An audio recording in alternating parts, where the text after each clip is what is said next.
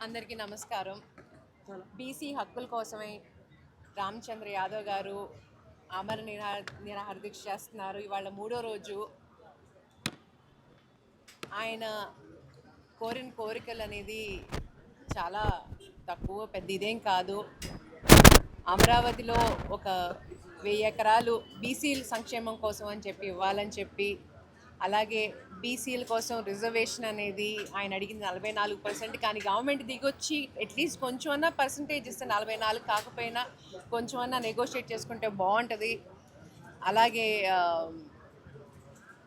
బీసీల కోసం ఫండ్స్ కానీ, బీసీల కోసం బీసీల రక్షణ చట్టం అనేది, స్థానిక సంస్థ నిధులు, కార్పొరేషన్ నిధులు, అది ఇవన్నీ ఆయన అడిగే డిమాండ్లో ఏమీ తప్పేం లేదు.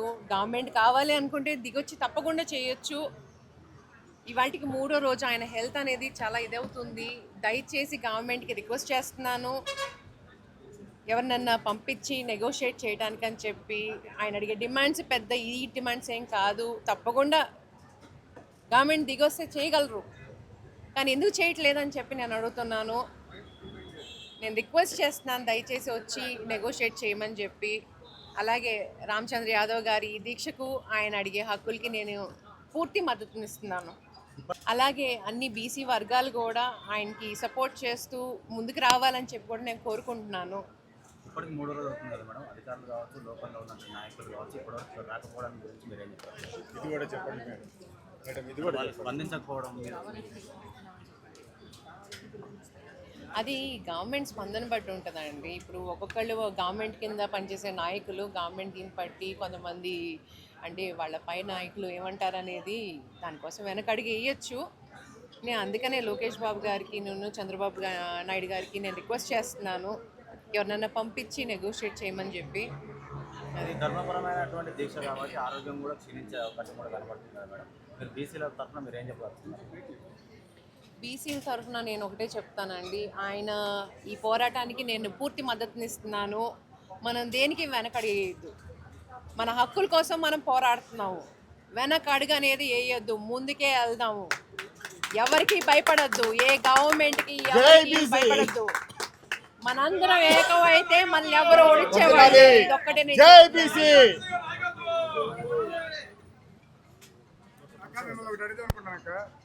వంగవీటి రంగా గారి ఆశయము, ఇవాళ రామచంద్ర గారు అన్న ఆశయము రెండు ఈడ్కోవాలన్నా.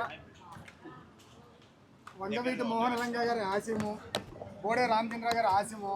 నానాడు పేదవాళ్ళ కోసం ఎట్లా కష్టపడ్డాడో, ఇవాళ బీసీల కోసం, ఎస్సీ ఎస్టీ అందరి కోసం రామచంద్ర అడుగుతున్న కోరికలు అడుగుతున్నారన్న అక్క, దానిపై మీ ఒపీనియన్.